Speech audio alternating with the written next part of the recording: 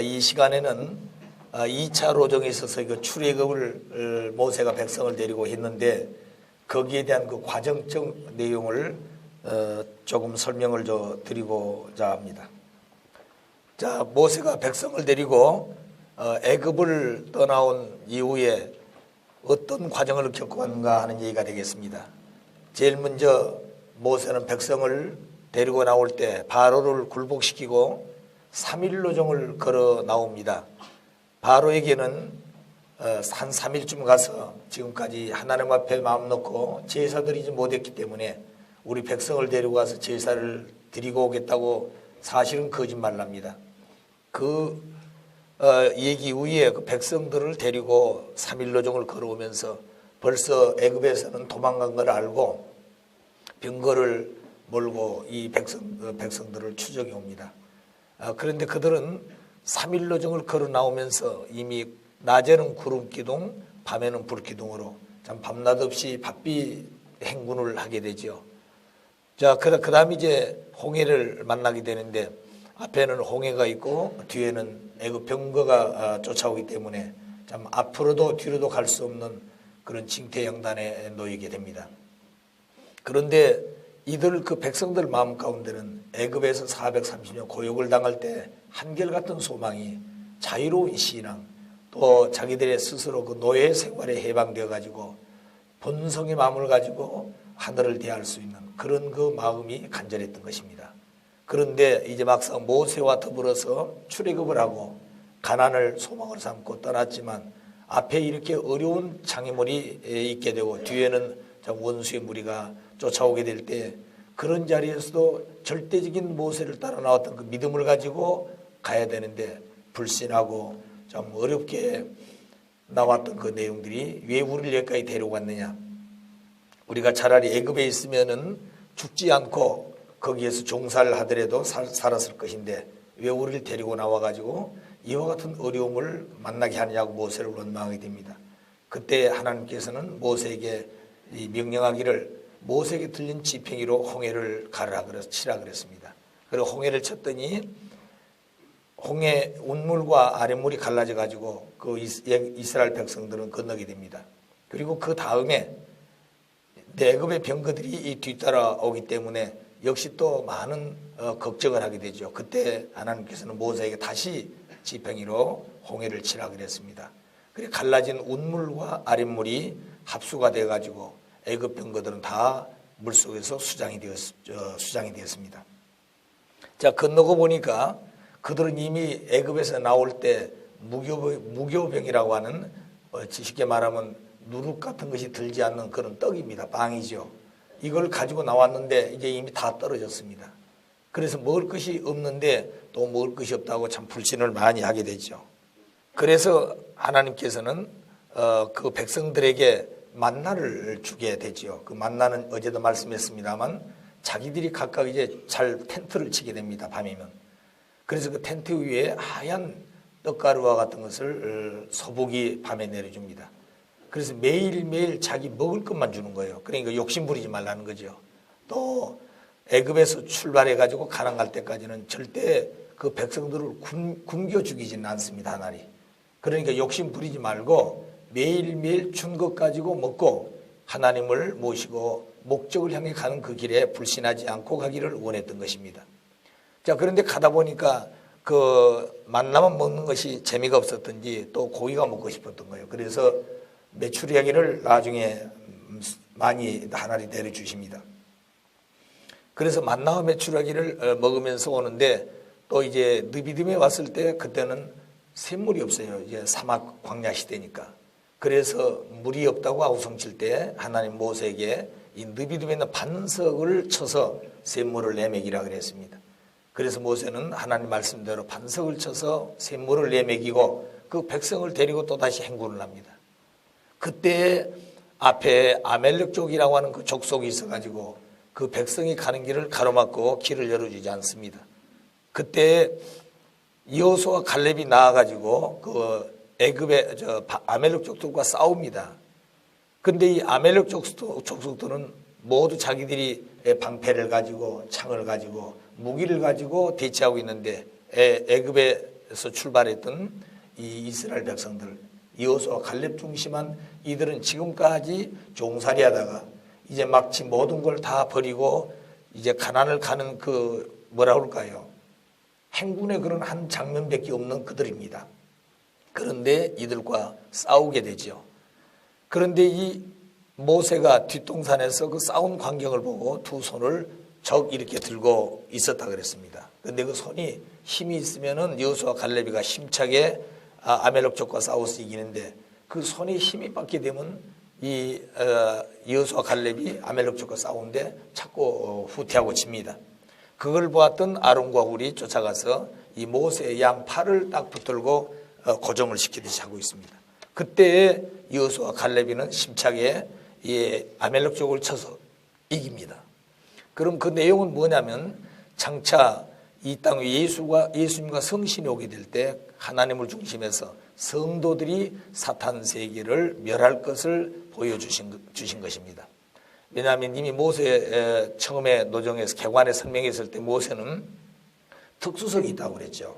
그래 모세의 특수성은 하나님을 대신한 자리고 장차 오실 메시아의 모의자라 그랬습니다. 그렇기 때문에 이 모세 중심하고 아론과 훌과 여호수아 갈렙이 아멜렉족과 싸워서 이긴 이 장면은 그저 되어진 것이 아니라 장차 하나님께서 예수와 성신을 보내게 되면 그 예수와 성신을 모시고 받들어서 성도들이 사탄 세계를 멸하고 하나님의 이상 세계를 창건할 것을 예시하고 보여주신 것입니다.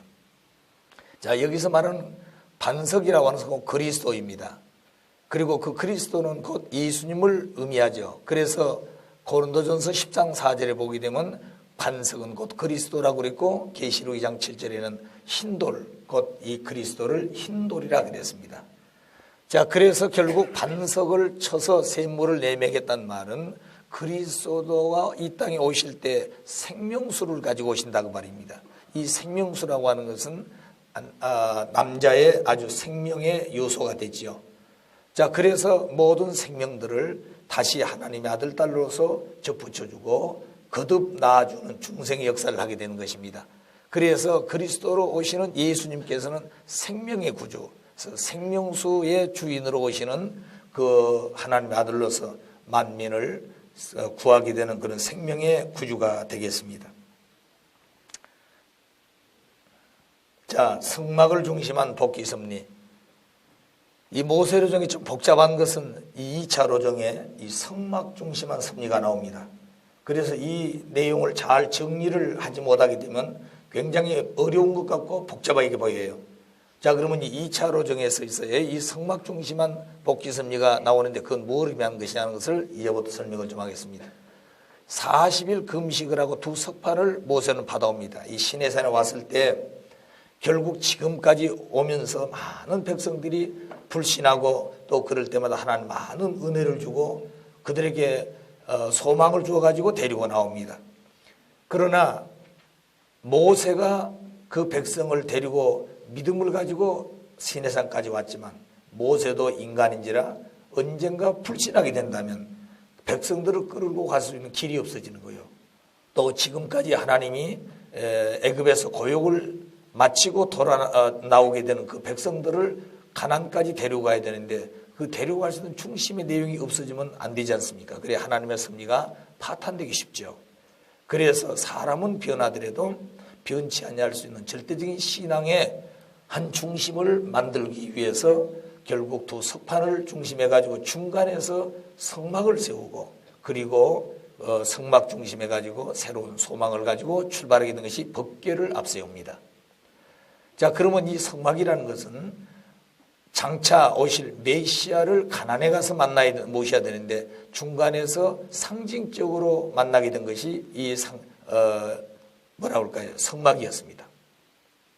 그래서 결국 모세는 시내산에 가서 40일 금식을 하면서 두 석판을 받아옵니다. 그 두 석판 속에는 율법의 근본이 되어 있는 10가지의 계명을 받죠. 10계명을 받습니다. 자, 그래가지고 내려왔을 때 산 밑에는 아론과 훌이 모세를 기다리면서 정성을 들여야 되는데 모세가 없어졌다고 자기들을 인도한 것은 모세가 아니라 우상을 만들어 놓고 우상이 그렇게 했다고 결국은 하나를 배신하고 모세를 불신한 자리에서 되어졌습니다. 그래 그걸 본 모세는 화가 나서 만들어 온 그 석판을 가지고 그 금송아지를 깨서 가루를 만들어서 온 백성에게 물을 타서 먹였습니다. 그건 어젯밤에 말씀했듯이 사탄을 괴멸하는 그런 의식과도 같은 것입니다. 그래서 결국에 또 두 번째 40일 금식을 하고 석판을 또 받아가지고 옵니다. 그래서 그 말씀을 가지고 내려왔을 때 그때는 회개했기 때문에 기다리고 있었어요. 그래서 거기서부터 법궤를 만들고 법궤를 모시는 성막을 짓고 그리고 법궤를 앞세워서 이스라엘 민족들이 또다시 가나안을 향해서 출발하게 됩니다. 시내산 출발. 자, 그러면 그 내용을 객관적으로 지금 설명했습니다만 하나하나 다시 한번 구체적으로 설명해 보겠습니다. 그래서 두 석판과 성막에 의해 두 석판은 예수님과 성신을 상징했고 그 석판 속에 기록되어진 말씀은 장차 예수님과 성신이 하늘로부터 말씀을 가지고 올 것을 예시한 것입니다. 그리고 두 석판은 크게는 하늘과 땅을 상징했습니다.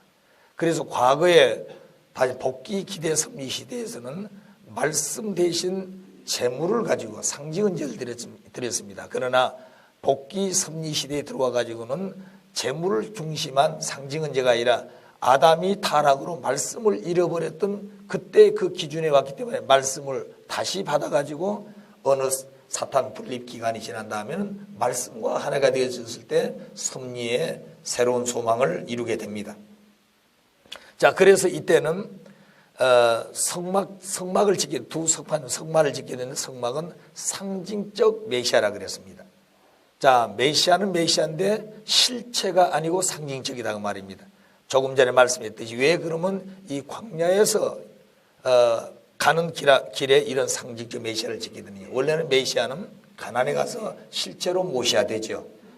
그런데 중간에 불신했기 때문에 중간에서 상징적으로 메시아를 만나가지고 그 메시아를 모시고 가야 될 그런 훈련을 이미 이 출애굽한 이후부터 시작이 되어집니다. 그러니까 피난을 가면서 목적지를 향해서 행군하는 자리에서 상징적인 메시아를 모시고 섬기는 훈련한다고 말이죠. 그런데 그 성막의 구조를 보게 되면 이렇게 되어 있습니다. 이 성소가 있고 지성소가 있습니다. 성소는 모든 백성들이 들어가서 기도하고 정성 드릴 수 있는 곳이란다면 지성소는 대제사장이 1년에 한 번씩 들어가 가지고 정성을 드리고 그때 가서 정성 드릴 때 이 속죄소가 있습니다. 아담이 타락했을 때 두 그루들이 아담이 하나님 앞에 나아가는 길을 막았다 그랬습니다. 그래서 대제사장이 여기서 기도하게 될 때 이 두 그룹이 열리면서 이 속죄소죠. 열리면서 하나님의 말씀을 받게 됩니다. 그래 그 받아온 말씀을 가지고 백성을 지도하지요. 그런데 이 두 그룹이 열렸단 말은 속죄소가 열리고 타락으로 맥혔던 그 길이 만민이 예수님을 통해서 하나님 앞에 갈 수 있는 길이 열릴 것을 여기에 보여주시고 예시했습니다. 자, 그러면 이 성막 지성소와 성소는 어떤 관계냐? 지성소는 예수님의 영과 같고 성막은 육신과 같습니다. 그러니까 이 성막 전체는 상징적인 메시아란 말은 장차 오실 예수님을 의미하는 것이죠. 그래서 지성소는 예수님의 영인체라 한다면 성소는 예수님의 육신과 같은 것입니다. 더 크게는 지성소는 하늘이란다면 성소는 땅과 같은 것이에요. 그래서 이 지성소를 전체를 말한다면 천주와 같은 것입니다. 그래서 이렇게 되어지는 하나의 큰 천막이죠. 쉽게 말하면 텐트죠. 큰 천 텐트. 과거에는 자기들 잘 수 있는 텐트 지은 것을 쭉 치고 살았습니다만 이 성막을 지으면서부터 언제나 이 성막 안에 중심이 되어 있는 이 법궤가 앞장섭니다. 그리고 모든 백성이 뒤따라가지요. 그리고 이제 밤이 되어 잠이 잘 때는 제일 앞에다가 이 성막을 치고 그리고 자기들이 이 뒤에 쭉 텐트를 치고 잠을 자고 또 아침이면 이 성막이 먼저 거두어지고 이 법궤가 앞장서게 됩니다. 이 레위기 족속들이 법궤를 메고 와요. 장자들은 여기 법궤 앞에 얼씬도 못했습니다. 자, 그래서 이 법궤가 나서게 되면 언제든지 뭐 가자 하는 명령이 없더라도 따라서게 되는 그런 믿음을 훈련시키면서 가게 됩니다. 자, 그래서 성막은 상징적 메시아다 하는 얘기가 되겠습니다. 자, 그럼 그 내용을 좀 구체적으로 좀 설명을 해보죠.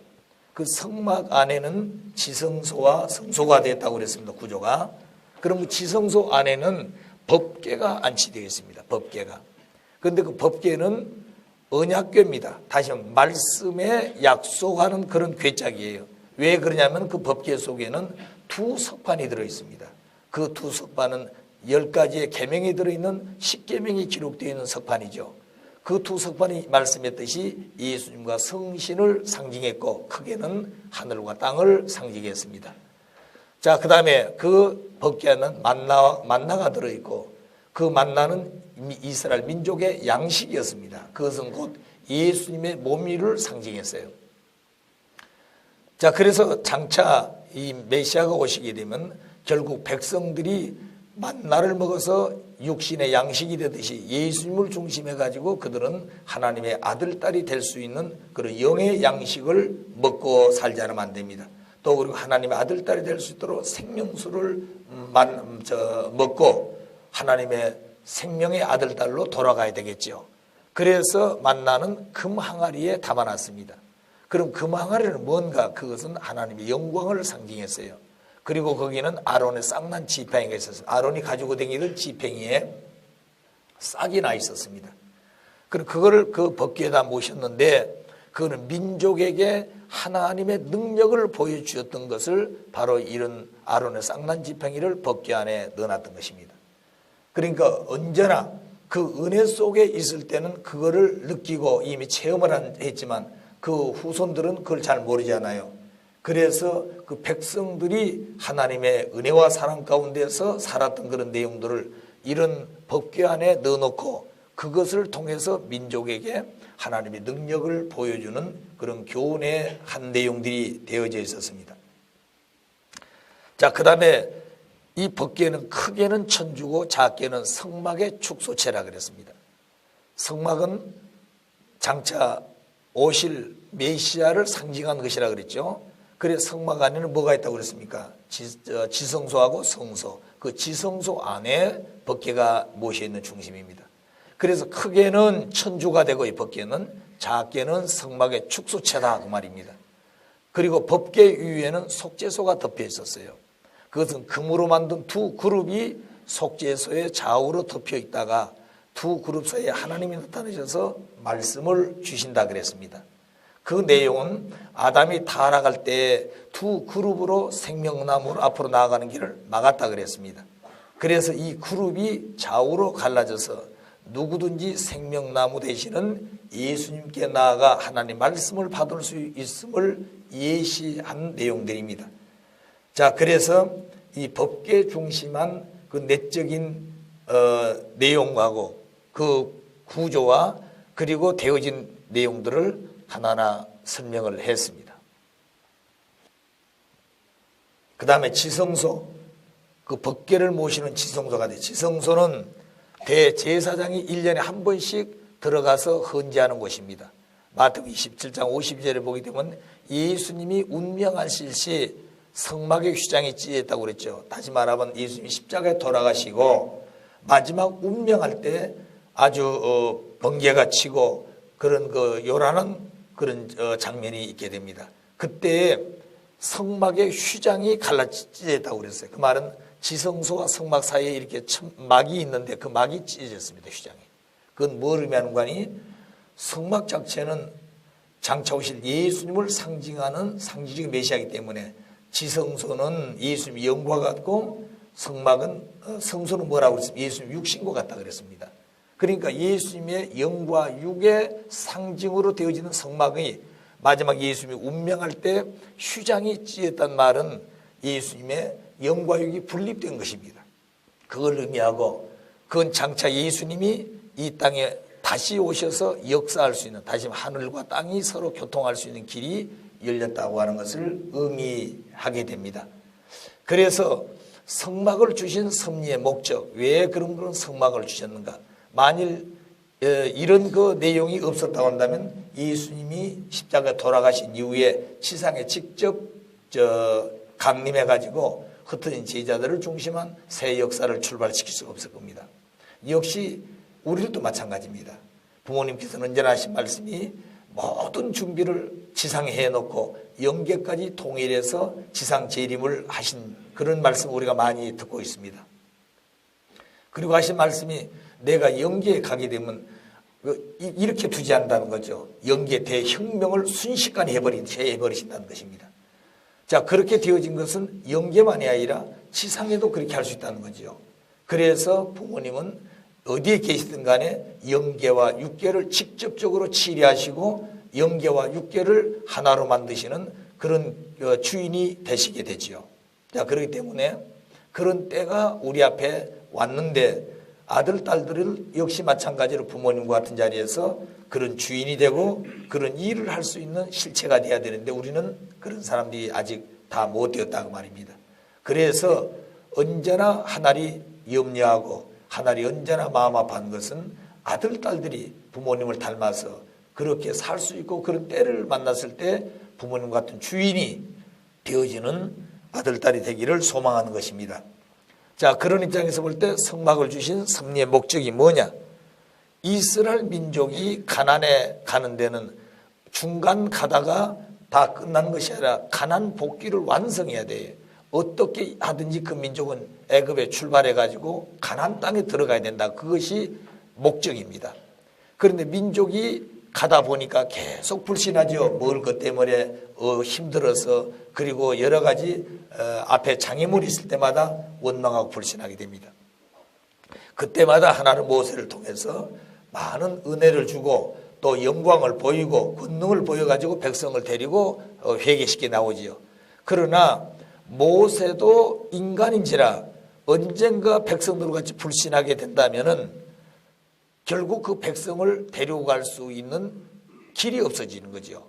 그래서 사람은 변하더라도 변치 아니하는 신앙의 대상이 필요하다고 느끼게 된 것입니다.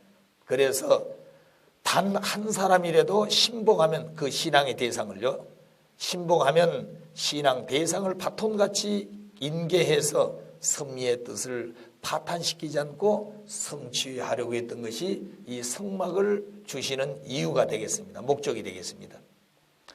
그래서 성막을 지었다는 것은 곧 메시아가 상징적으로 강림했다고 하는 뜻입니다. 따라서 상징적이기는 하지만 메시아는 메시아예요. 그래서 메시아를 맞이하려면 이미 말씀했듯이 메시아 기대를 세워야 된다 그랬습니다. 그럼 메시아 기대는 믿음의 기대, 실체 기대죠. 그러면 가나안에 들어가 가지고 애굽에서 믿음의 기대 실체를 세워 가지고 모세를 따라 출발했기 때문에 그 기대는 가나안에 가서 예수님을 맞이할 때까지 그대로 가야 된 것입니다. 그러니까 불신하면 안 된다는 거죠. 실체 기대 불신하면 안 된다는 것입니다. 그런데 백성이 모세 앞에 실체적으로 많은 불신을 했기 때문에 그 기대가 언제나 깨졌어요. 그래서 상징적 메시아를 만났는데 그 메시아를 만났을 때 그들은 메시아를 맞이하기 기대를 세워야 된 것이다. 그래서 성막을 위한 메시아 기대, 그것이 믿음의 기대, 실체 기대가 세워지는데 그 내용을 설명을 해보도록 하겠습니다. 그래서 성막은 상징적 메시아, 상징적 메시아는 실체 메시아가 아니다 그 말입니다. 그러면 이 상징적 메시아는 결코 믿음의 기대, 실체 기대를 세워야 됩니다. 이게 좀 화면이 좀 잘라져서 믿음의 기대, 실체 기대. 그럼 믿음의 기대에 중심인물이 있고 조건물이 있다 그랬죠. 실체 기대도 중심인물이 있고 조건물이 있는 것입니다. 조건이 있는 것입니다. 그런데 1차 성막을 지어야 되는데 그게 두 석판을 받으러 모세는 40일 금식을 하고 시내산에 가서 두 석판을 받아옵니다. 그것이 제1차 성막을 위한 기대인데 중심인물은 모세고 조건물은 40일 금식을 하고 두 석판을 받아옵니다. 그러니까 40일 금식 위에 두 석판을 받아왔어요.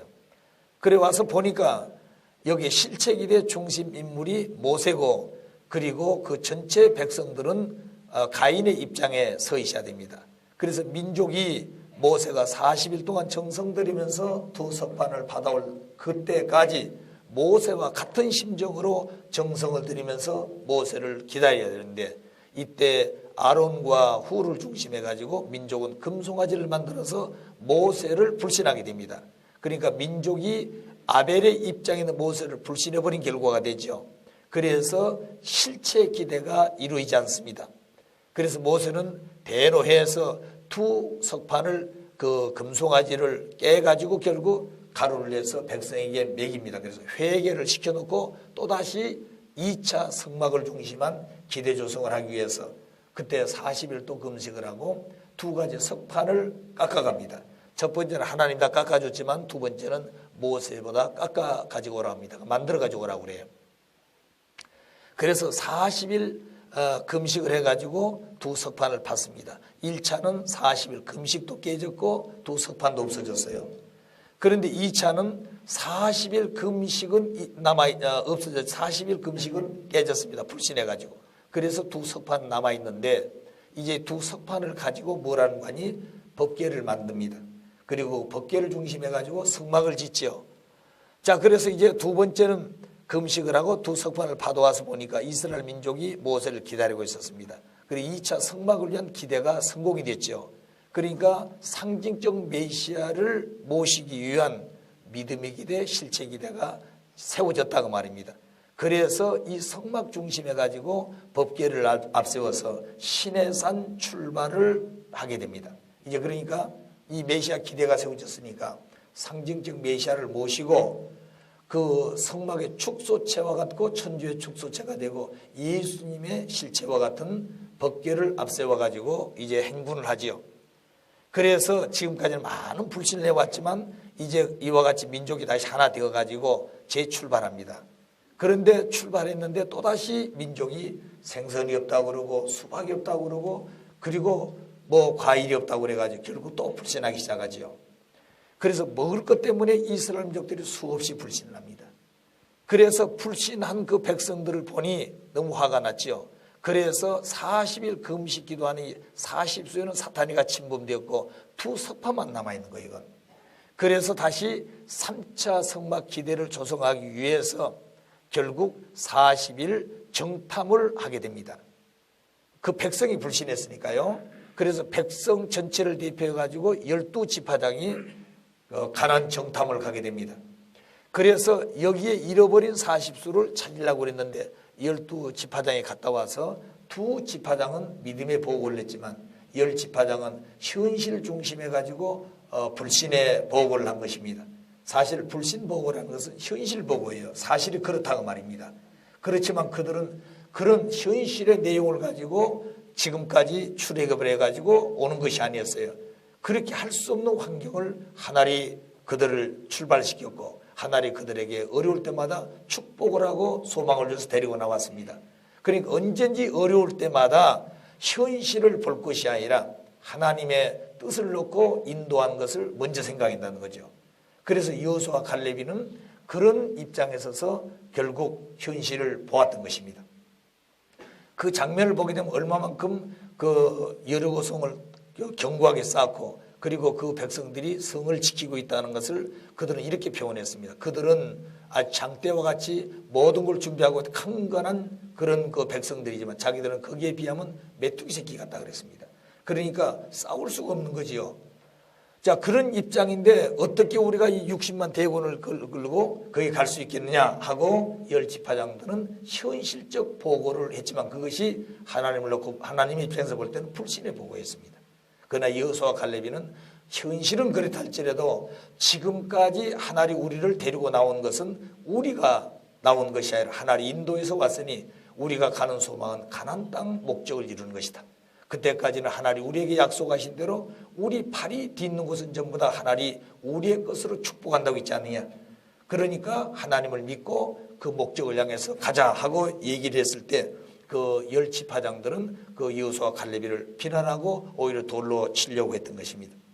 자, 그런 입장에서 결국에 40일 금식을 통해서 두 석판을 받아가지고 성막을 지어서 이 믿음의 기대 실체기를 세워가지고 출발했지만 또 민족이 불신해서 이 40수의 기대가 깨졌기 때문에 그것을 대표해서 민족을 중심한 전체가 다 갈 수 없으니까 대표해서 12지파장이 40일 정탐을 갔다 왔던 것입니다. 그런데 40일 정탐이 깨졌어요. 그래서 결국에는 어떻게 됐습니까? 그 40수에 사탄 침범한 것을 찾아 세워야 되기 때문에 그 백성들은 더 이상 출발 못하고 여러분 잘 아는 바란 광야에서 40년 동안 광야 생활을 하게 됩니다. 자, 그러니까 하루가 뭐로 바뀌어 있다는 얘기죠? 연으로 바뀌어진 과중된 탕감 조건을 세울 수밖에 없었던 것입니다. 그러니까 조건에 걸리면 애누리가 없는 것이에요. 하나님도 조건에 걸리면 탕감을 치르지 않으면 안 된다고 하는 것이 탕감 법칙입니다.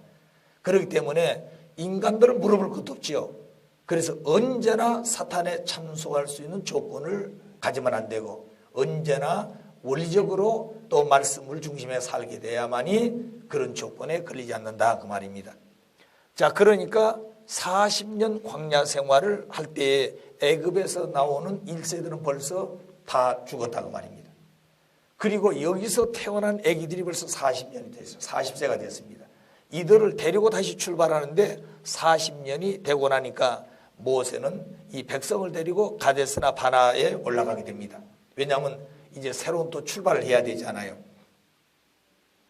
자, 그래서 이 노정을 보게 되면 결과는 2차 민족적 가난복귀 노정도 실패했습니다.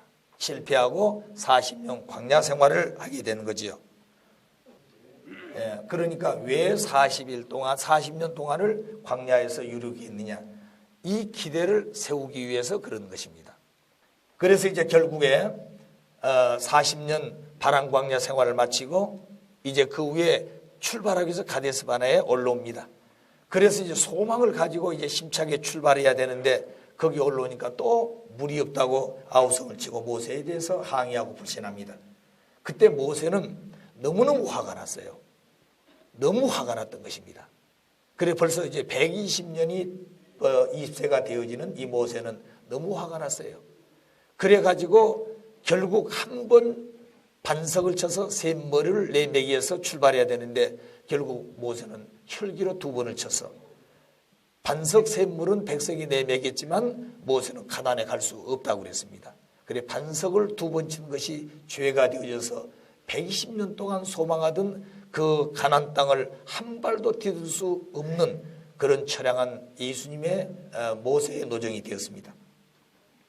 자, 그래서 제3차 민족적 가나안 복귀 노정을 어떻게 하는 것이냐. 모세 중심한 섭리는 믿음의 기대, 실체 기대인데 모세가 세워야 될 중심물은 모세가 됩니다. 그래 조건물은 신의 광야 40년을 마치고 나서 이제 40수 사탄분립 기대입니다. 해가지고 믿음과 충성으로 성막을 모셨던 것을 통해서 믿음의 기대가 세워집니다.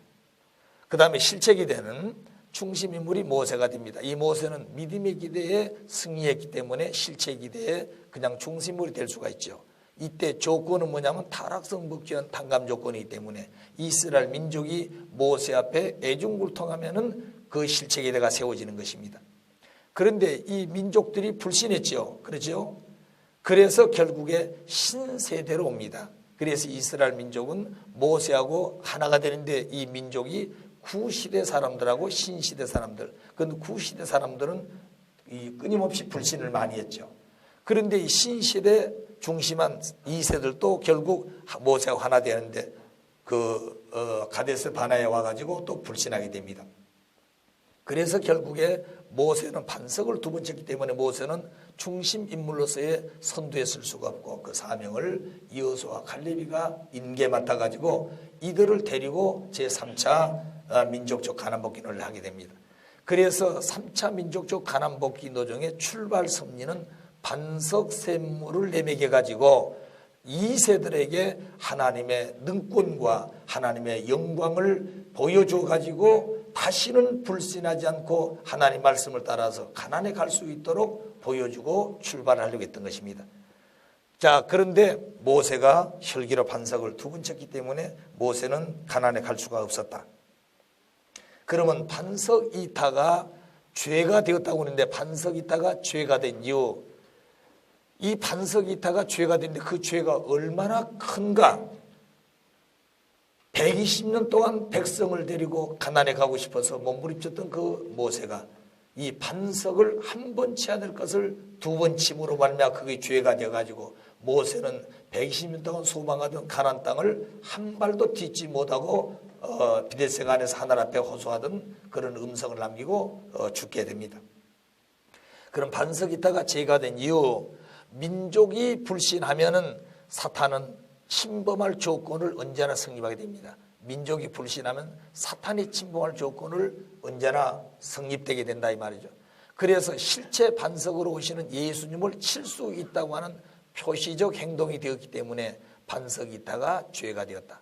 다시 한번 반석은 그리스도라 그랬죠. 그리스도는 예수님을 상징하는 것입니다. 그래서 반석을 쳐서 샘물을 내매기는 것은 생명수 샘물을 가지고 오신 예수님의 그 생명수를 먹고 인간은 영생을 하게 됩니다. 하나님 아들 딸이 되게 되죠. 그런데 반석을 한 번 쳐야 될 것을 두 번 쳤다는 얘기는 산 생명수를 내매기를 반석이 한 번 더 침으로 생명수를 낼 수 없는 죽은 반석을 만들어버린 결과가 되었습니다. 자, 그럼 그 내용이 바로 뭐냐면 이런 얘기예요. 거로 반석 이타는 예수님 십자가에 달리시는, 예수님을 십자가에 내주시는 먼 원인이 되었다고 말입니다. 먼 원인, 그 이 원자가 먼 원인이다 그 말이에요. 가까운 원인은 세례요한이 예수님을 불신한 것이 되었습니다. 먼 원인은 모세가 이 반석을 이탄 것이 장차 오실 예수님이 십자가에 내줄 조건을 이미 사탄에게 제시해버렸다 이 말입니다. 그 반석은 그리스도를 상징했다고 그랬죠. 그럼 그 내용을 이 그림을 통해서 설명을 해보겠습니다. 원래 에덴 동산의 아담은 반석의 실체와 같이 돼야 됩니다. 그래서 아담은 생명의 아담이 되어가지고 생명수를 내매기는 아담이 돼야 돼요. 그래서 산 아담이 돼야 되는데 사탄이가 아담을 공쳐가지고 타락한 아담 만들었습니다. 그래서 생명수를 내매길 수 없는 생명나무가 못 됐어요. 그래서 죽은 아담이 되어버렸습니다. 사망의 아담이 됐죠. 그 사탄의 아들이 되어가지고 사탄의 핏줄을 가지고 사탄의 사망의 물을 내매기는 아담이 되어버린 것입니다. 그래서 하나님의 입장에 서 있는 모세는 가데스바네에 와가지고 이 반석의 실체가 되는 예수님, 그러니까 예수님을 상징하는 이 반석을 놓고 결국 한 번 치라 그랬습니다. 그런데 죽은 아담을 다시 말 한 번 침으로 생명의 아담으로 원상복귀하는 거예요. 그런데 원상복귀한 이 생명의 아담은 후 아담이 예수님을 의미하는 것입니다.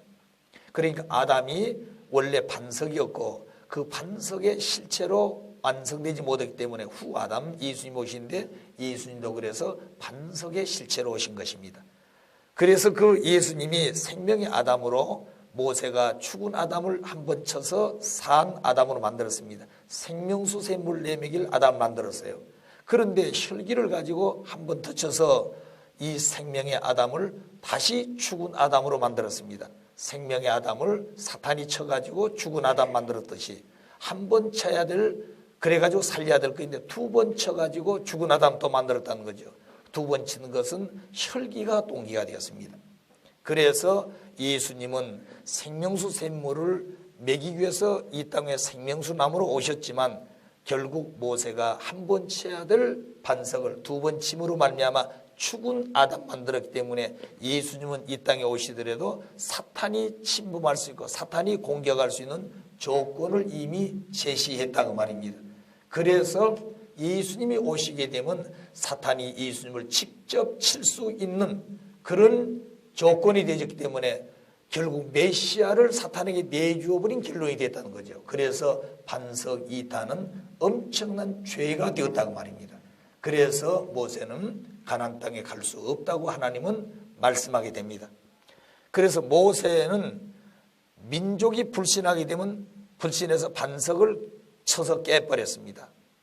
그 다음에 그 반석을 중심해 가지고 십자가에 돌아가시게 될 가능성을 예시하신 것이죠.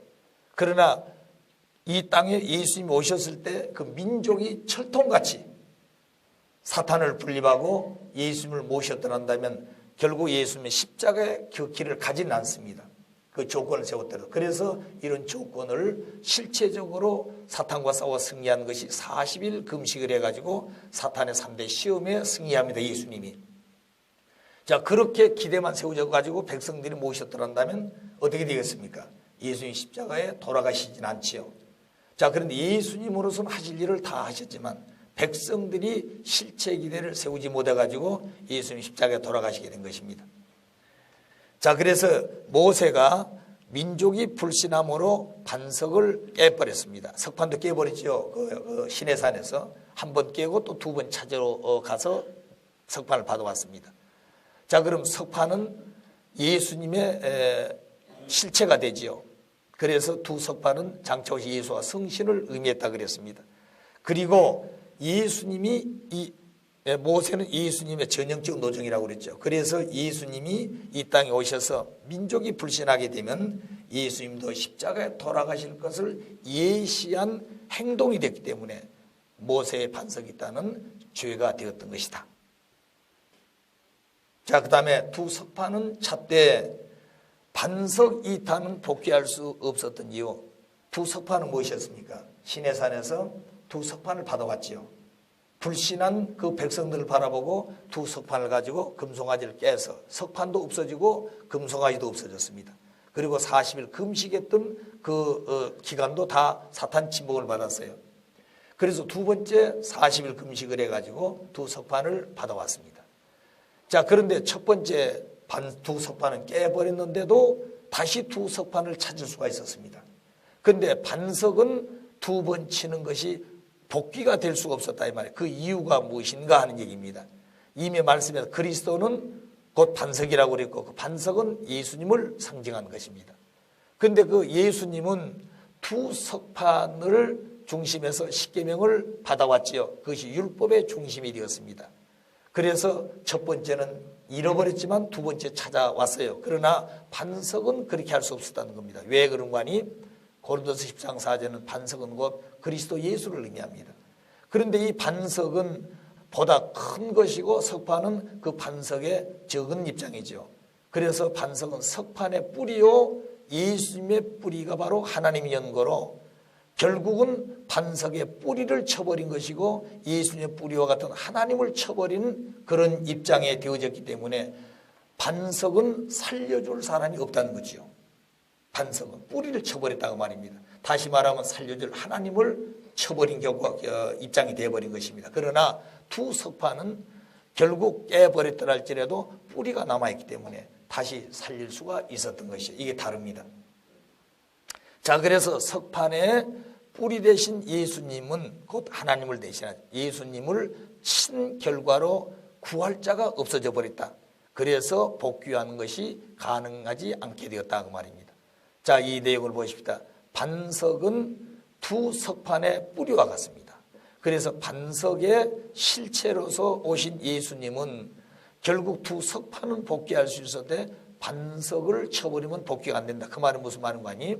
모세가 말씀을 하지 못한다고 그럴 때 하나님은 말씀의 대변자로 아론과 미리암을 줬습니다. 하나님 앞에 말씀의 실제로 예수와 성신을 보내게 되죠. 두 석판은 장차 오실 예수와 성신을 상징했고 이 석판에는 법궤가 십계명이 기록되어 있습니다. 예수님은 말씀을 가지고 오셔서 수많은 죄인들을 생명수 샘물을 내매 가지고 생명의 인간으로 복귀해 갈 것을 이 반석 샘물을 통해서 보여준 것입니다. 그러니까 그냥 물이 없어서 물 매기 위한 것도 되겠지만 그 근본의 의미는 이런 섭리적인 뜻이 있다 하는 얘기입니다. 자, 그 다음에 반석 이타에도 죄가 되었는데 왜 샘물이 나올 수 있었을까? 죄가 되었으면 샘물이 나오지 않아야 될 건데 샘물은 나왔다고 말해요. 물을 내매겠어요. 자, 2차 로정에서 느비든 반석 샘물을 내적으로 내매긴 터전이 남아 있습니다. 그 다음에 모세의 외적으로 볼 때 화가 나서 불신의 행동에는 사탄이가 침범을 했지만 내적인 마음에는 하나를 대하는 불변의 심정이 남아 있었다는 거죠. 그 다음에 성막 이상을 절대적으로 믿고 법궤를 모신 터전이 있었기 때문에 결국 반석은 두 번 친 것은 죄가 됐지만 샘물을 백성이 내매겼던 것이다. 그래서 그 기대 위에서 여호수아와 갈렙이를 중심해 가지고 하나님을 모시고 가나안에 가게 됩니다. 그럼 이 모세가 여호수아와 갈렙이가 애굽에서 출발한 사람 가운데 유일하게 둘만 남았어요. 모세까지도 가나안을 못 가는 것입니다. 그럼 어째서 애굽에서 출발한 1세 가운데 유일하게 여호수아와 갈렙만이 이 2세들을 또 데리고 3차 노정을 출발해가지고 가나안까지 갈 수 있었던 것이냐. 이 여호수아와 갈렙이는 애굽에서 나와서 이 어려운 광야 노정을 거치면서 한 번도 의심하거나 불신한 적이 없습니다. 그렇기 때문에 하나님을 대하는 그 마음이 절대 충성, 절대 믿음, 절대 효성의 도리를 다하면서 왔다 그 말입니다. 그래서 하나님의 뜻을 이어받을 수 있는 여호수아와 갈렙이가 돼가지고 그런 정성의 터전 위에서 반석 샘물을 내먹일 수 있는 조건도 되었다 하는 얘기가 되겠습니다. 자, 반석 이타의 그럼 결과, 반석을 이타 두 번 침으로만 어떤 결과가 가져왔느냐. 자, 내적으로 이스라엘 민족은 가나안에 들어갔습니다. 그런데 외적인 이스라엘들은 광야에 다 죽었습니다. 이 세들은. 그 다음에 민족의 불신함으로 말미암아 반석 곧 돌이죠. 반석을 사탄이가 소유했어요. 그래 돌의 실체 대신 예수님이 이 땅에 오실 때 사탄이 예수님을 시험하게 되고 사탄이 예수님을 공격할 수 있는 조건이 남아졌기 때문에 결국 예수님은 그 사탄을 분립하기 위해서 40일 사탄 분립 수인 금식을 하고 사탄의 3대 시험을 맞이하게 됩니다. 그래서 3대 시험에 승리하게 되죠. 예수님은. 자, 모세는 육신은 사망하고 그리고 영적으로 가나안에 들어갑니다. 이 반석 이타의 결과입니다. 그 따라서 모세는 장차 예수님의 전형적 노적이기 때문에 백성이 예수를 불신하게 되면 결국 예수님도 십자가에 돌아가셔서 영적으로는 들어간 육적으로 못 들어갈 것을 예시한 것입니다. 그 내용이 바로 뭐냐? 반석 실체가 오신 분이 예수님인데 그 반석을 이미 사탄에게 내준 조건이 됐다. 이게 이 모세의 반석 이타의 행동이.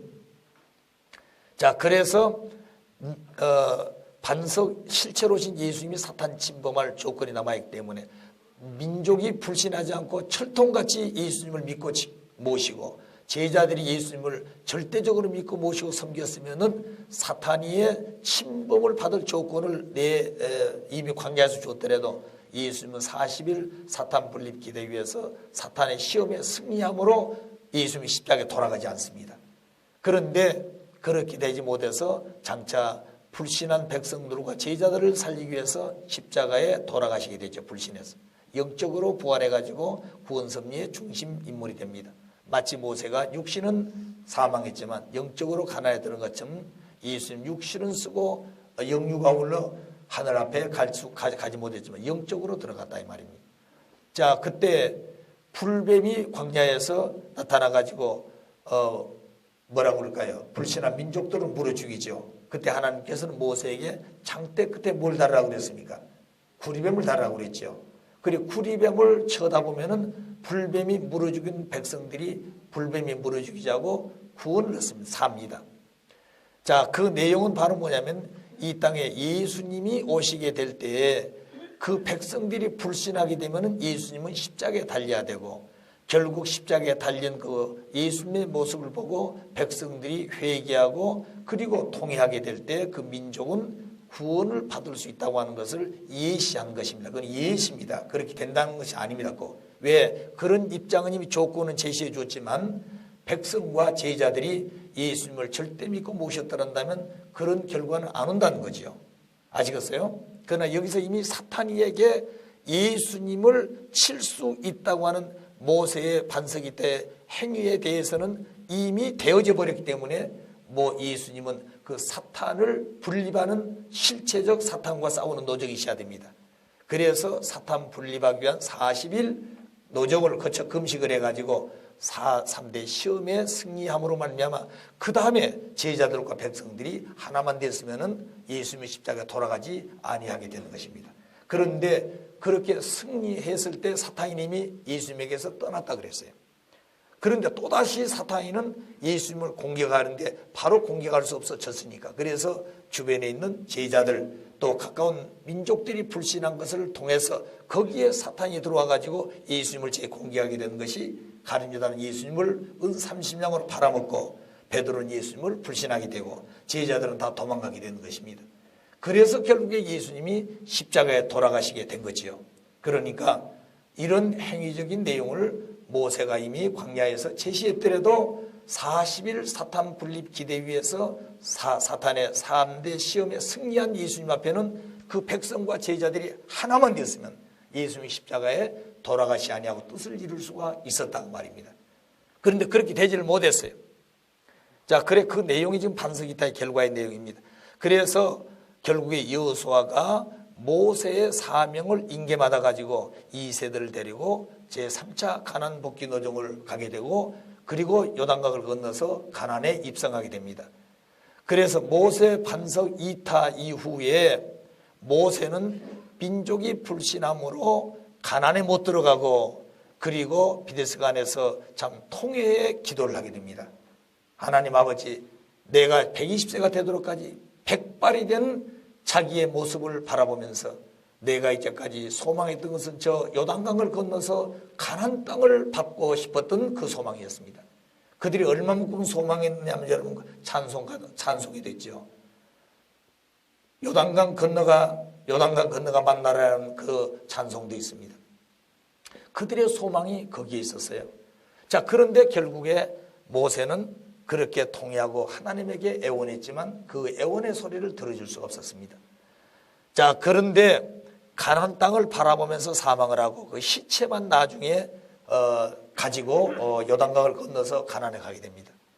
그 내용은 장차 반석이 실체로 오신 예수님이 이 땅에 오셔서 민족이 불신하게 되면 예수님도 십자가에 달리게 될 것을 예시했고 십자가에 달리게 될 때 하나님 앞에 참 뭐랄까요, 눈물로 통회하는 그런 애원의 기도가 있을 겁니다. 그래서 하나님 앞에 예수님도 기도하기를 아바 아버지 어찌하여 나를 버리시나이까, 할 수만 있으면 이 쓴잔을 내게서 면케해 주십시오 하고 정말로 땀방울이 피가 되도록 애원하고 기도했던 장면이 있습니다. 그러나 내 뜻대로 말고 아버지의 뜻대로 하시옵소서. 그런 모든 어려운 환경을 자기 중심한 생각이 아니라 하나님을 중심하고 끝까지 하나님의 뜻을 이루기 위한 아들로서의 그 소명을 다하려고 몸부림쳤던 것입니다. 그런 이런 장면은 모세가 예수님의 전형적 노정이었기 때문에 모세가 되어진 그 내용이 그대로 나타나게 된 예수님의 노정이었다 그 말입니다. 자, 그 다음에 여호수아 중심한 실체기대 이제 모든 사명을 여호수아에게 인계해 주게 됩니다. 그래서 이제 여리고 정탐을 하게 됩니다. 여호수아 갈렙이가. 그래서 이미 전 그 도표 그림 지도에서 설명했습니다만 한참 위에 올라와 가지고 시딤이라는 곳에서 12지파장을 모세는 여리고성 정탐을 보냈습니다만 이 여호수아는 두 사람을 전체를 대표해 가지고 정탐을 보내게 됩니다. 그때 여리고성에서는 이미 한 번 왔다 갔기 때문에 철통같이 방어를 하고 거기 정탐꾼이 못 들어오게 하고 있었던 것입니다.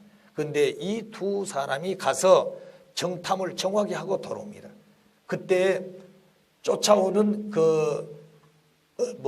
여리고성에 성을 지키는 군사들이 이 두 정탐꾼을 쫓아올 때 그때 이 두 정탐꾼을 숨겨준 사람이 기생 나합이었습니다. 그래가지고 쫓아오는 여리고성의 그 군대들을 따돌리고 이 사람들 지금 반대로 돌려서 살려보내게 되지요. 그래서 장차 이들은 약속하고 오기를 우리가 여리고성을 치러 올 때 그 집에 자기들이 있는 집에다 표시를 하라 그랬습니다. 그래 그걸 보고 장차 이 죽을 수밖에 없는 이 나합 기생은 결국 그들에 의해서 구원을 받게 되죠. 살게 되는 것입니다. 자, 그 내용은 뭐냐면 비록 기생으로서 죄 짓는 모습이었지만 하나님의 섭리의 중심 인물들을 도왔기 때문에 그들은 죽을 자리에서 구원을 얻는다고 하는 내용도 우리에게 보여준 것입니다. 따라서 우리가 참 부모님을 모시고 가는 길에 많은 핍박도 하고 이해 못해서 반대도 받았습니다. 우선 가까운 부모들로부터, 친척들로부터, 또 양가로부터 그런 어려움을 많이 받았지요. 지금은 참 그렇지 않습니다만 1970년 바로 초에 36가정부터 37가정까지 모든 엄마들이 3년 전도를 갈 때가 있었습니다. 그때는 참으로 엄격했지요. 그 날을 정해 놓으시고 몇 시까지 현지에 도착해라. 자, 그 시간을 지키기 위해서 몸부림을 쳤던 것입니다. 어떤 사람은 그 아기를 지금 낳아서 100일밖에 안 됐는데 그 아기를 어디다 맡길 것이냐. 아기를 데리고 갈 수가 없어요. 그래서 친정집으로 데려가니 너의 새끼니까 네가 데리고 키우지 왜 데리고 왔냐 그러고, 그리고 시가에 갔더니 역시 거기도 받아주지 않는 것입니다. 그렇게 어려운 길을 걸었던 것이에요. 또 어떤 분은 출발해가지고 그 시간에 가야 되는데 아빠가 오지 않아서 아기를 맡을 수가 없는 것이요. 그래도 5살 아기를 기둥불에다가 밧줄로 묶어놓고 그리고 나오는 것이에요. 그 아기는 엄마가 어디 가냐고 소리치지만 그걸 뒤를 돌아볼 수가 없었다 그랬습니다. 자, 그렇게 하면서 하나님의 뜻을 받들고 나오던 우리의 선배들 노정이 있어요. 우리 4.3 가족 가운데 한 사람은 그 아버지가 군대에 생활하고 있었습니다. 그 부인이 아기를 낳아서 지금 3살인가 그때 됐는데 그 아기를 맡길 데가 없었어요. 그래서 군부대에 데리고 갔습니다. 면회 신청을 했더니 부인이 왔다고 그러니까 군대에서 좀 그 외박을 해줬어요. 자, 그래서 결국에 아기를 데리고 가죠. 밤에 부대에다 놔두고 탈출을 했습니다. 엄마가. 어디로 탈출하는 거 정문에다 군들이 지키고 있잖아요. 그 옆에 하수구를 통해서 탈출해 왔어요. 그래 아침에 보니까 두 분이 짠 거죠. 아침에 보니까 엄마가 없어지고 아기만 남았단 말입니다. 자, 그래서 이 신랑은 부대에 소문을 퍼뜨리기를 색시가 어려워서 아기 놓고 도망갔다, 이 밤중에. 자, 그렇게 해가지고 아기를 부대에서 키웠습니다. 그래서 그 작업복을 잘라가지고 아기 옷을 만들어 입히고 네모반에서 키우는데 이게 또 복잡하지 않아요, 아기가 있으니까. 그래서 네모 반장이 자기 집에다 데려다 놓고 이 아기를 제대로까지 키웠어요. 그 아기가 이미 커서 축복을 받고 아들, 딸을 또 낳았습니다. 자, 그래, 그분이 누구라고 얘기는 하지 않지만 그런 어려운 과정들을 겪어왔던 것이 우리 선배 가정들이에요. 그 말은 제가 왜 하냐면은 그렇게 어려운 시기에 다 반대하다가도 그래도 그 자식을 자기의 핏줄이라고 도와주고 그리고 보호했던 그런 부모가 있단다면 그 조건 때문에 아무리 반대하고 핍박했더라도 장차 그 2세를 지켜주고 아버지 어머니가 공적으로 살 수 있게끔 길을 열어줬기 때문에 그 부모는 하나님 사랑을 받을 수 있는 길이 열리게 된다고 하는 것을 여기서는 보여준 것입니다. 자, 그런 의미예요. 자, 그렇기 때문에 우리는 어떤 어려움이 있더라도 어려운 사람을 돕고 가고 보호해야지 자기하고 관계없다고 배신하면 안 된다 하는 얘기도 되겠습니다. 자, 그 다음에 자, 모세는 그 사명을 여호수아에게 인계했다고 그랬죠. 그리고 여호수아에 가는 길은 모세 로정을 탕감복귀하는 것입니다. 그래서 모세는 육신은 이미 사망했고 영적으로 가나안에 들어갑니다. 여호수아를 중심해 가지고 이미 영육 실체 가나안 복귀를 하지요. 이 노정은 예수님이 모세가 보인 대로 십자가에 돌아가시지 아니한데 십자가에 돌아갔습니다. 불신으로. 영적으로 가나안 복귀하게 되지요. 그래서 그 사명은 이 재림주에게 인리하고 그 재림주님은 예수님의 노정을 탕감복귀하는 입장입니다. 이거 똑같아요. 그래서 예수님은 영적으로 부활해서 가나안에 들어가시지만 재림주님은 영육을 쓰고 오셔서 탕감복귀를 실체적으로 해서 승리할 것을 예시한 것입니다. 그것이 여호수아의 노정과 같은 것이에요. 자, 그럼 가나안 복귀를 하는데 모세를 중심한 가나안 복귀하고 마지막 여호수아 중심해 가지고 요단강을 건너서 가나안 복귀한 내용이 좀 다릅니다. 모세 중심한 1세들은 3일 노정을 걸어서 홍해를 건넜습니다. 이 홍해를 건널 때 믿음을 가지고 1세들은 홍해를 건너지 못했어요. 불신하고 원망하는 자리에서 하나님은 모세에게 들리던 지팡이로 홍해를 쳐가지고 하나님이 그렇게 은사와 권능을 베풀어 가지고 백성을 데리고 홍해를 건넜습니다. 그런데 2세들은 여호수아 갈렙 중심해 가지고 3일 노정을 걸어서 요단강을 건너는데 그 요단강은 그렇게 뭐 1세들처럼 한 것이 아니라 법궤를 메고 법궤가 선두였습니다. 그때는 모압담 골짜기에 눈이 많이 녹아가지고 거기에 물이 많이 고였다 그랬습니다. 여러분 요단강이 큰 강이 아니에요. 비가 안 오고 말리면 훌쩍 뛰어 건너갈 수 있는 조그만 또랑입니다. 또랑. 그런데 그때는 이미 뭐라고 할까요? 그 봄에 그 눈이 녹아가지고 그 요단강 강물이 많이 범람했다 그랬습니다. 자, 그 말이 무슨 말인가 하니 우리가 어렸을 때는 조그만 또랑이 굉장히 크게 보이죠. 근데 나중에 크게 되면 그게 그렇게 크게 보이지 않습니다. 여러분 고향 가게 되면 옛날 우리들이 살았던 집이 굉장히 큰 집같이 보입니다. 방도 그때는 크고 가족 전체가 살았던 그런 방인데 지금 가면 손바닥만 해요. 그렇게 적게 보인다 이 말입니다. 그러니까 부모님도 정주에 처음에 가셔서 당신이 어렸을 때 계실 때는 굉장히 큰 집이었다고 말입니다. 방도 크고. 그런데 가보니까 천장이 닿을 것 같고 방이 그렇게 크지 않으시거든요. 야, 우리 집이 이렇게 적어졌다고 말입니다. 적어진 게 아니죠.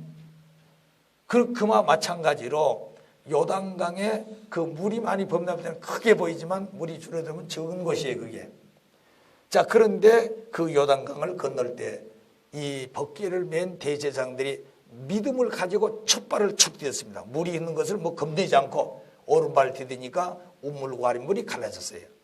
그러니까 법궤를 통해서 믿음을 가지고 그들은 건너갔다고 말입니다. 1세들은 불신해 가지고 하나님 건너주었고 이들은 법궤를 중심에 절대 믿어서 그 믿음을 가지고 건너갔다는 차이점이 있습니다. 그 다음에 구름기둥과 불기둥으로 인도했죠. 여호수아 갈렙 중에 법궤가 인도합니다. 법궤는 성막의 축소체요 예수님과 성신을 모시는 두 석판이 들어있는 것입니다. 그렇기 때문에 장차 예수님이 실제로 오시게 되면 인류를 데리고 가나안 복귀할 것을 예시한 것이죠. 지평이로 홍해를 가렸단 말은 법궤가 요단강을 가려가지고 데려갑니다. 그러니까 실체 반석으로 오신 주님은 백성을 데리고 사망의 고해를 인간 스스로 넘어갈 수 없는데 그 길을 개척해 놓고 하나님 앞에 나아갈 수 있도록 길을 열어주시기 위해서 오신 분이 바로 메시아 되신 재림 주님이다 하는 것이 바로 이 노정에 나타나게 됩니다. 그래서 그들이 그 대제사장들이 법궤를 메고 요단강 강물에 첫 발을 디뎠을 때 그때 그 대제사장들의 선 곳에 첫 발을 디딘 곳에 자기 발에 돌이 단 돌들이 있었습니다. 그리고 돌들을 갖다가 길갈에 가서 단을 세웁니다. 이제 그 내용입니다. 제사장들이 물에 선 곳에 돌 12개를 가져다가 마지막에 길갈에 와가지고 그 돌단을 쌓습니다. 그것은 야곱이가 가는 곳곳마다 돌단을 쌓았습니다. 삼촌집에 갈 때도 돌단을 쌓고 거기서 기도하다가 돌베개를 베고 누워 잠을 잤다 그랬죠. 그러니까 언제나 그와 같은 노정들이 있게 됩니다. 그래서 그 돌단을 쌓았던 것은 하나님을 찬양하는 기도의 재단이었습니다. 그래서 모든 곳에서 다 기도할 수 있고 그것을 재단으로 생각할 수 있겠습니다만 그 전체를 축소해 가지고 정성 들이고 하나를 모시는 그런 재단을 만들었다는 얘기입니다. 제가 며칠 전에 우리는 훈독 가정교회를 만들어야 된다고 그랬죠. 그 가정교회가 내 가정입니다.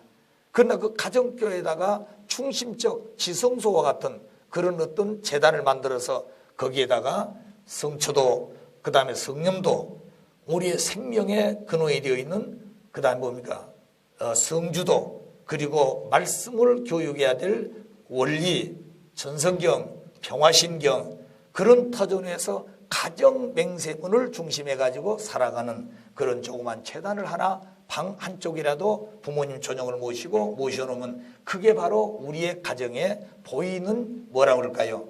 재단이라고 말입니다. 그게 지성소라고 보는 거예요. 더 실체적인 지성소는 남자 여자의 생식기가 되는 것이에요. 그렇기 때문에 생식기를 파괴하면 지성소를 파괴하는 것입니다. 그게 생식기를 더럽게 하면 지성소를 더럽히게 만드는 것이에요. 그러니까 언제나 자기 몸에 성스럽고 거룩하게 해야 될 것이 지성소라고 말입니다. 무슨 말 아시겠어요? 그러니까 지성소를 잘못하면 안 되는 거예요. 지성소를. 자, 그렇기 때문에 가정의 부부들 그리고 아들, 딸들 그런 훈련을 시키기 위한 것이 절대성 위에서 개인의 책임분담 완성되지만 가정 책임분담 완성도 되는 것이에요. 그렇게 하기 위해서 우리는 완성이 되지 않았기 때문에 그런 형상적인 내용을 만들어 가지고 거기에 심정적으로 언제나 밖에 나갔다가 오더라도 그게 뭘 해야 되겠습니까? 거기서 회개하고 어려움이 있으면 전성경을 붙들고 평화신경을 붙들고 기도해서 그리고 그걸 펴보면은 자기들이 고민하고 해결할 내용들이 거기에 답이 있다 그랬습니다. 이렇게 우리는 가야 될 길을 다 가르쳐 주었어요. 그러니까 어려우면은 무슨 뭡니까? 뭐 점쟁이를 찾아간다든가 무슨 사주 그렇게도 물론 할 수 있겠죠. 근데 그거는 100%가 될 수 없는 겁니다. 가장 정확한 것은 하나님으로부터 주시는 말씀이에요. 원리다 그 말입니다. 그 내용이 다 들어있는데 오늘 복을 다 주었는데도 또 복 달라고 그러고 다 가르쳐 줬는데 이제 아직도 무엇인가 마음에 허전하게 비어있는 것 같은 느낌을 느낀다 이 말입니다. 이제 오늘 꽉 차고도 넘치는 말씀을 받았고 그런 축복을 다 받은 사람들입니다. 자, 그런 입장에서 볼 때 우리는 어떤 어려움이 있더라도 감사하고 또 감격하고 기쁨에 넘쳐서 언제나 영광 가운데 모시고자 하는 마음이 충만해야 되는 것이죠. 그런데 부족해서 그 마음을 다 드리지를 못하는 것이 우리들의 모습인 것을 또 깊이 느끼게 됩니다. 자, 그래서 언제나 하나를 찬양하고 모시던 기도의 제단을 만들었다 하는 얘기입니다. 자, 그 후손인 12지파들도 12돌을 합해가지고 앞으로 성전을 건축할 것을 보여주신 것입니다. 12돌 쓰다가 단을 쌓았단 말은 앞으로 그 후손들이 성전을 건축할 것을 보여주신 것입니다. 그 성전은 사탄 세계와 분립되어진 그런 곳이죠. 그러니까 원래 성전은 아담 해와의 실체 몸이었습니다. 하나님을 모시는 거룩한 성전이라고 그랬죠. 타락으로 사탄의 집이 되어버렸습니다. 따라서 하나님 앞에 돌려드려야 될 첫 번째 예물은 성전을 복귀해야 되는 거예요. 자기 실체를 하나님을 모실 수 있는 참 부모님을 모실 수 있는 실체가 되어야 된다 그 말입니다. 그게 중요한 것이죠. 그렇기 때문에 우리는 언제든지 자기 자신을 성별하고 자기 자신이 하나님을 모실 수 있는 사람이 되었느냐 그 말입니다. 그런데 그 기준은 말씀을 가지고 보면 합니다. 성경이 뭐라고 그랬습니까? 태초에 하나님은 말씀과 함께 계셨느니 말씀으로 세상을 지었다 그랬습니다. 말씀으로 짓지 않는 것이 없다고 그랬어요. 그럼 우리는 하나님은 보이지 않지만 말씀은 우리 가지고 있는 것입니다. 아시겠어요? 또 말씀의 실체 되신 참 부모님을 우리 모시고 사는 것이에요. 그러니까 실체 보이는 참 부모님은 보이지 아니하신 하나님의 본체로 오신 분입니다. 그분의 말씀과 그분의 생활의 인격은 하나님의 전체적인 본체를 드러내시고 만민에게 보이신 분이에요. 그래서 예수님도 빌립에게 나를 보았으면 하나님을 보았거니 어째 하나님을 보이라 하냐 하는 말씀과 같은 것입니다. 그래서 오늘 우리들은 살아계신 하나님, 살아계신 본체의 실체 되신 참부원을 모시고 살면서도 그분이 하나님이냐 말은 듣고 있고 이론은 알고 있는데 실제로 그렇게 느끼고 체험하고 살고 있느냐고 말입니다. 이제 우리는 그 일만이 남아있는 것이 머리로 하는 시대는 지났습니다. 그걸 하셔야 돼요. 그러니까 그저 강의하기 위해서 내가 원리 공부한다 그 시대는 지났습니다. 내가 다른 사람에게 전도하기 위해서 이 말씀을 공부한다 그런 시대도 지났어요. 우선 1차적으로 내가 말씀의 실체가 돼야 돼. 말씀의 사람이 돼야 되겠다고 말입니다. 말씀의 본체가 돼야 되겠다 이 말이죠. 그 말은 말씀 속에는 하나님의 심정이 들어있고 하나님의 참사랑이 들어있고 하나님의 인격이 들어있고 하나님의 절대성의 핏줄이 들어있는 것입니다. 그리고 말씀 속에는 인간이 본연의 모습으로 살아갈 수 있는 원리와 질서와 법도의 내용이 들어있어요. 그러니까 원리는 소리로만 듣는 것이 아니라 그 원리는 심정적으로 들어야 됩니다. 그리고 그 원리를 생활 속에서 참 사랑으로 행동을 해야 되고 그런 터전 위에서 인격이 창조되는 것이다. 왜? 말씀 속에는 그런 내용이 들어있어서 그 말씀을 듣는 나는 그것을 찾고 말씀을 붙들고 생활한 것은 그런 내용으로 살아야 되기 때문에 그렇습니다. 자, 따라서 우리는 언제든지 지금까지 보여준 이런 내용들은 그 한 노정이지만 만민이 걸어가야 될 전 인류의 신앙 노정이 바로 이 모세 노정의 애굽에서부터 가나안에 갈 때까지의 노정이라는 말씀을 어젯밤에 했습니다. 그래서 예수님의 12 제자들이 힘을 합해서 예수님을 성전으로 받들어 모셨다고 한다면 예수님 돌아가시지 않지요. 그래 그렇게 할 것을 예시를 했다 이 말입니다.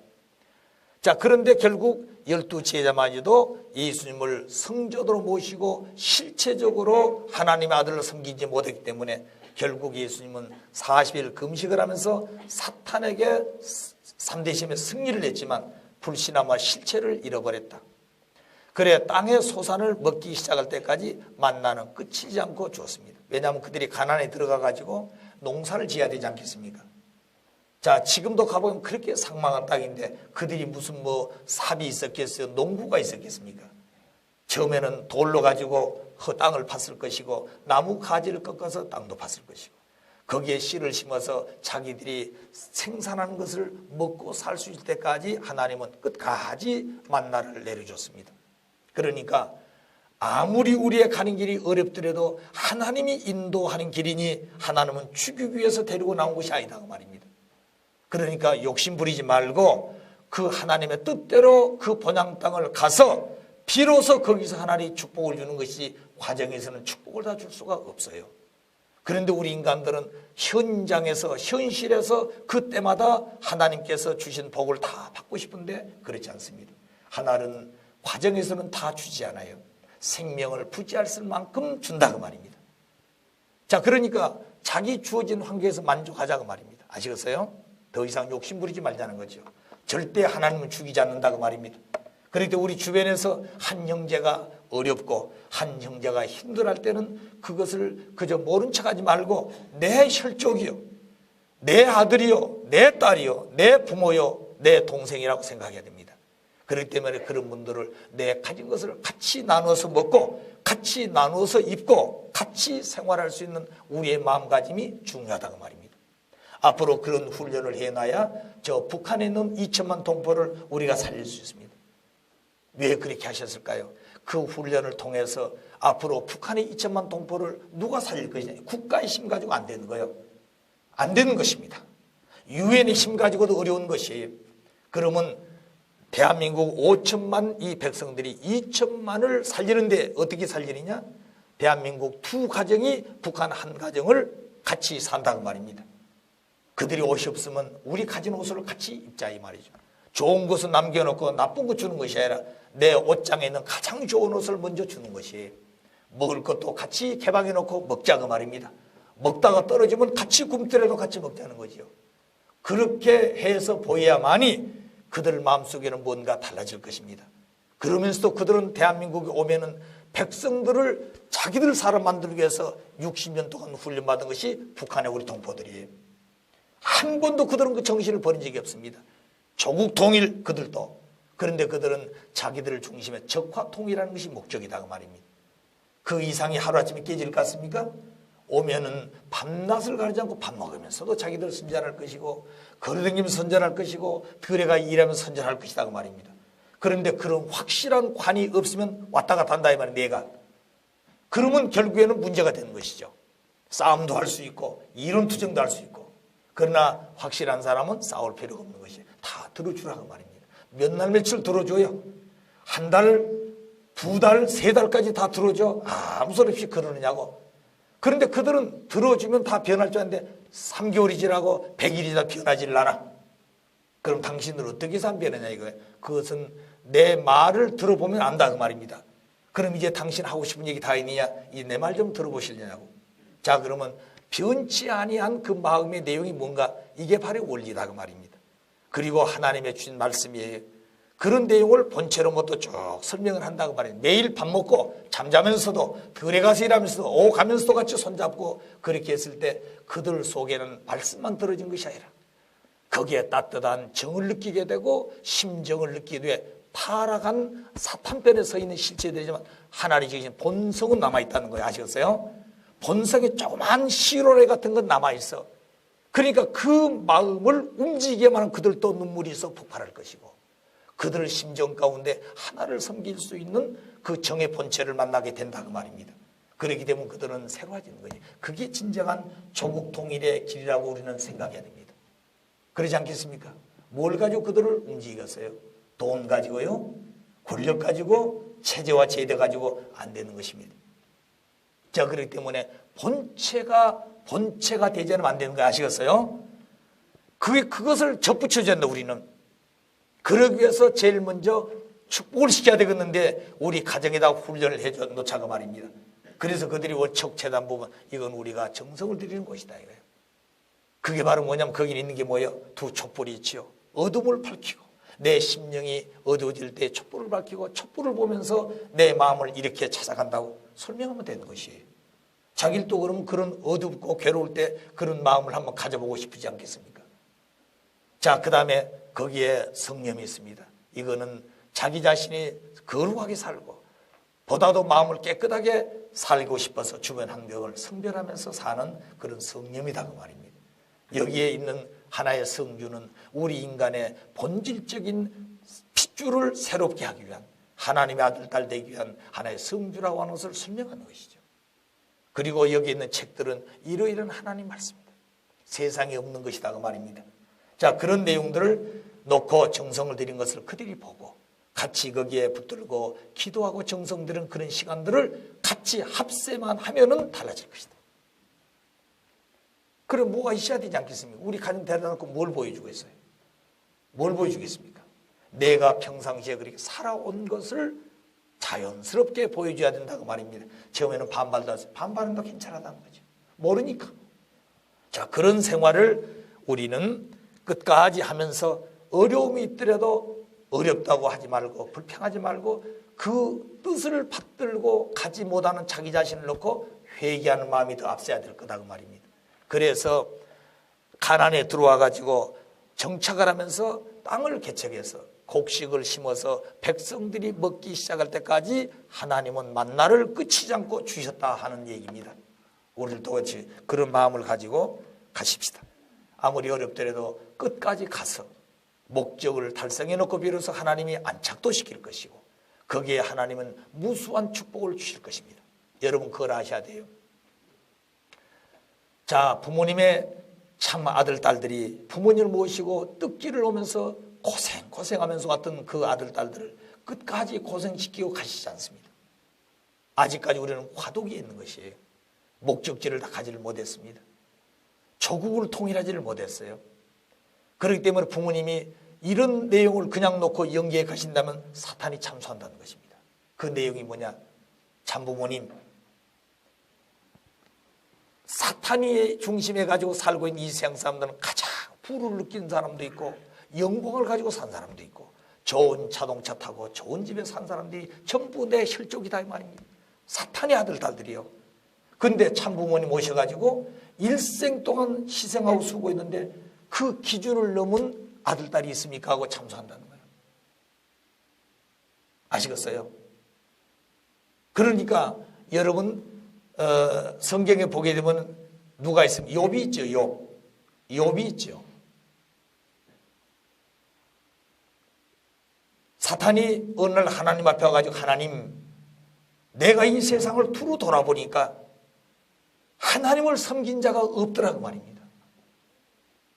참소를 했어요. 그때 하나님 뭐라고 그랬습니까? 어느 고을에 욥이라는 사람을 찾아왔느냐 물었습니다. 이 사탄이는 벌써 욥을 다 알고 있었어요. 하나님, 그 욥이 하나님을 그렇게 경외하고 섬기는 것은 하나님이 복을 주어서 그렇습니다. 그래서 욥은 그때 당시 동양의 제일 부자라고 그랬어요. 지금은 서양 사람들이 부자입니다만 그때는 동양 사람들이 부자인데 그 동양에서 제일 부자라고 그랬으니까 제일 축복을 받고 사는 사람이었어요. 그래서 하나님이 복을 주어서 그렇지 하나님이 복 주지 말고 다 거두어 가보십시오. 그러면 욥도 하나님을 배반하고 하나님이 없다고 할 것이다 이거예요. 자, 이렇게 참소했을 때 하나님은 욥에게 사탄이 뭐라고 그랬습니까? 사탄아, 그 욥에게 생명은 건들지 말고 네 하고 싶은 대로 다 해보라 그랬습니다. 그때부터 욥은 시련을 받기 시작합니다. 그 다음에 노비들이 다 죽지요. 양떼들이 다 이리 때 와서 물어 죽이지요. 자, 그리고 나중에는 그래도 어려움을 표현하지 않으니까 그 아들 딸들이 다 하나하나 매일 죽어갑니다. 그리고 나중에는 재산 다 탕진했어요. 아들 딸 다 죽었습니다. 그러니까 거지가 됐죠. 그런데도 그는 하나를 원망하지 않았습니다. 얼마나 나중에 고통스러운지 머리끝부터 발끝까지 창소리가 나서 사람 구실을 못했어요. 그러고 있을 때 낮이 되면 따뜻한 양지 쪽에 앉아가지고 이 돌조각 같은 것으로 가려우니까 긁고 앉아있어서 사람 구실을 못하는 것이죠. 일가 친척들 동네 사람들이 하나님을 경외한다고 그렇게 좋아하더니 어째서 이런 거지가 이렇게 비참해야 되냐. 하나님이 어디 있냐 그 말입니다. 자, 거기까지는 참았습니다. 얼마나 견디기 어려웠겠어요. 그래서 성경에 그 보게 되면 그 마음이 얼마나 괴로웠든지 하나님 내 영혼을 빨리 데려가소서.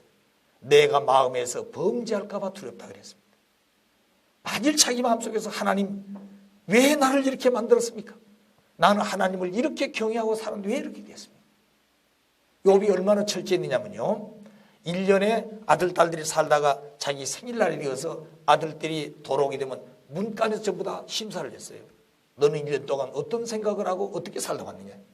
그렇게 철저하게 하나님 편에 서서 살았던 분이 이분입니다. 자, 그렇게 살았는데 그런 일이 벌어지니까 얼마나 기가 막혔겠어요. 그래도 마음이 변하질 않아. 근데 너무너무 괴로워서 자기 마음속에서 범죄할까 봐서 두렵다 그랬어요. 그런데다가 이제 마지막 자기 부인이 와서 시험을 하죠. 뭐라고 그랬습니까? 여보, 하나님이 계시냐 이 말입니다. 그렇게 하나님을 미치신 당신인데 어째서 이렇게 우리 가정이 순식간에 탕진이 되어지고 또 그것도 이해한다 그 말입니다. 그러나 하나님을 경외하고 살았던 당신 왜 이렇게 비참한 사람이 됐냐. 하나님이 없다고 욕을 하고 죽으라고 그랬습니다. 이게 마지막 시험이었어요. 제일 어려운 시험이 사랑하는 사람에 대한 시험이었습니다. 그때 하나님과 사탄이 욥을 지켜보고 있는 것이 아시겠어요? 욥의 입에서 무슨 얘기가 나올까? 사탄이는 마지막 시험을 한 겁니다. 이제 하나님은 이제 욥이 어떤 생각을 하고 어떤 말로 표현할 것이냐는 얘기예요. 거기에 욥의 생각과 표현 한마디에 사탄이가 박수를 치기도 하고 사탄이는 굴복하고 하나님 박수를 치고 좋아하는 그런 시간의 순간이 그 순간이에요. 그때까지 하나님과 사탄이는 욥을 지켜보고 있는 것이에요. 욥이 하는 말이 여보, 주신 것도 하나님이요 가져가신 것도 하나님인데 내가 어찌하여 하나님에게 원망을 하겠냐. 하나님을 찬양했습니다. 그때 이 사탄이는 자연굴복했어요. 그리고 나서 하나님 받아서 하나님, 욥은 정말로 당신의 사람입니다. 그리고 나니까 과거에 있었던 복에 3배를 주었다고 그랬어요. 3배 주어도 이 사탄이는 참소를 할 수가 없는 것입니다. 그렇게 하신다면 하나님 그런 때를 기다린 거예요. 그래서 아버님 말씀이 하면 내가 영계에 가서 그런 사탄의 참소를 받는 걸 원치 않는다고 말입니다. 그렇기 때문에 모든 인류를 다 그렇게 살리고 싶지만 불신의 사지까지 그런 때를 못 만났어. 부모님 연세는 벌써 90이 가까워 가시는데 하시고 싶은 일은 많고 그렇게 따라오는 육신이 생활이 안 된다고 말입니다. 그러니까 안타까워하는 것이죠. 자, 그래서 부모님은 어느 기준이라도 세워놓고 하시면 안 됩니다. 그래서 사탄 세계에 어떤 누구보다도 영광의 자리 그리고 그 귀한 내용을 다 가치적으로 세워놓고 세상을 다 준다 할지라도 너가 가지고 있는 것하고 비교해서 너는 어느 것을 가질래? 나는 이것을 갖겠습니다. 세상 영광 부귀 그것보다 이것이 더 좋습니다. 할 수 있는 그런 아들 딸들을 만들어 놓고 그리고 그 아들 딸들이 행복해서 환경도 주고 그런 터전에서 부모님이 영계에 가셔야만이 참소를 받지 않는 것이에요. 그런 부모님의 마음이에요. 그런데 뜻을 위해 살아온 아들 딸들을 고생시킨다? 배신한다? 절대 아닙니다. 거짓된 부모도 그렇지 않아요. 참 부모님이 그렇지 않다고 말입니다. 우리가 그런 마음을 절대적으로 믿고 가야 돼요. 저는 그걸 잘 알고 있습니다. 자, 그렇기 때문에 하나님이 우리를 인도해 오신 살아계신 아버지예요. 그 아버지를 외면하면 안 됩니다. 어렵더라도 아버지는 나보다 더 어려운 길을 개척하고 나를 찾아왔어요. 그런 심정의 인연을 가지고 살아가는 우리가 되기를 바랍니다. 마지막에 여리고성 함락을 합니다. 하나님의 명령에 따라서 행진을 하는데 제일 앞에 4만 군대가 서고 그리고 7명의 제사장들이 양각 나팔을 들고 그 다음에 법궤가 따르고 이스라엘 전 민족이 뒤따라옵니다. 그리고 그 여리고성 함락시킨 방법은 1일에 한 번씩 돕니다. 그리고 6일 동안 돌고 나서 7일째 된 날 7바퀴 돌고 함성을 지릅니다. 하나님께서 우리의 발이 닿는 곳은 전부 다 하나님께서 우리에게 주신다고 축복했으니 하고 소리를 지르면서 매일 한 바퀴 돌고 와서 함성을 지르고 6바퀴 7일째 된 날은 아침 새벽 일찍 일어나가지고 7바퀴를 돌고 마지막 함성을 질렀을 때 그 견고한 성이 무너졌다 그랬습니다. 그것은 장차 예수님이 오셔서 권능과 성도들에 의해 하늘과 땅 사이에 가로막히는 사탄의 장벽이 무너질 것을 예시한 것입니다. 지금도 가면 여리고성 성터가 남아있어요. 견고합니다. 아버님은 1965년 세계 성지를 잡기 위해 순회하실 때 그 위에 가셔서 기도한 적이 있습니다. 또 모세가 비스세간에 가서 그 요단강을 바라보면서 참 통회하면서 그 땅을 밟고 갈 수 있도록 예언하시던 그 산에 가셔서 아버님은 기도하신 자리가 있습니다. 자, 그런 걸 보게 되면 역시 맥혀진 여리고성 장벽이 무너지고 가나안을 갈 수 있었던 것처럼 하늘과 땅 사이에 맥혀진 이 사탄의 가로막는 장벽을 오신 예수님의 권능과 성도들의 정성에 하나 되어 가지고 하늘 땅 사이에 가로막히는 사탄의 장벽이 무너질 것을 예시했습니다. 이제 참부모님 오시면 참부모님과 함께 우리 축복가정, 우리 지도자들이 하나 되어 가지고 이 역사적으로 아담 가정에서 갈라졌던 가인 아벨의 장벽을 오늘 대한민국 우리 조개 남북으로 갈라진 것을 장벽을 헐고 만민이 지구성 어딘지 자유롭게 갈 수 있는 그날을 소망으로 삼고 이제 우리가 가야 되는 것입니다. 그날이 멀지 않은 것이에요. 그날이 멀지 않은 것입니다. 자, 그렇기 때문에 준비하지 않으면 종이 되는 것이에요. 준비하는 자는 주인이 되는 것입니다. 어렵더라도 그날은 우리 앞에 오는 것을 확실히 보여주고 가르쳐 줬으니 이제 우리는 그런 주인이 되기 위해서 지성을 다하고 가야 될 것입니다. 그 기간은 멀지 않는 것이에요. 언제나 있는 것이 아닙니다. 그때가. 앞으로 4년 동안에 우리는 그런 깊은 마음을 어떻게 가질 것이란 얘기입니다. 그 다음에 가나안에 들어가서 이 장벽을 무너뜨리고 가나안 입성한데 거기는 30일 왕들이 있었습니다. 그 왕들을 멸하고 그 땅을 넓혀서 예수님을 모실 수 있는 준비하죠. 그리고 예수께서 만왕의 왕으로 오셔서 이 땅의 왕족들을 전부 굴복시키고 백성들을 보sob하여 통일된 지상 천국을 건설할 것을 예시한 것입니다. 그 내용이. 자, 그렇기 때문에 오늘 지구상에 있는 모든 나라와 백성들이 참부모에 세우신 아벨 유언과 더불어 비로소 가인 유해를 수습해 가지고 부모 유언을 세우기만 하면 그 세계는 순식간에 달라질 것이다. 자, 그런 마음을 가지고 오늘 뜨거운 정열을 가진 우리 가정들 식구들이 지치지 말고 내 심정에 솟구치는 불타는 마음을 가지고 그런 때를 준비한 우리가 되어야 되겠습니다. 자, 교훈. 구약 역사에 대한 새로운 인식을 해야 됩니다.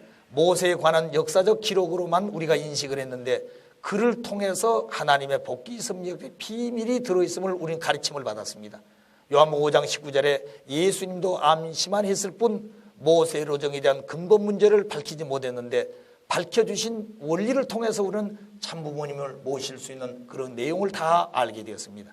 그리고 모세는 예수님의 전형적 노정으로 그대로 예시된 것을 우리가 알게 되었습니다. 하나님이 계셔서 하나님의 절대적 목적을 향해 가고 있다고 하는 것을 우리에게 보여주었습니다.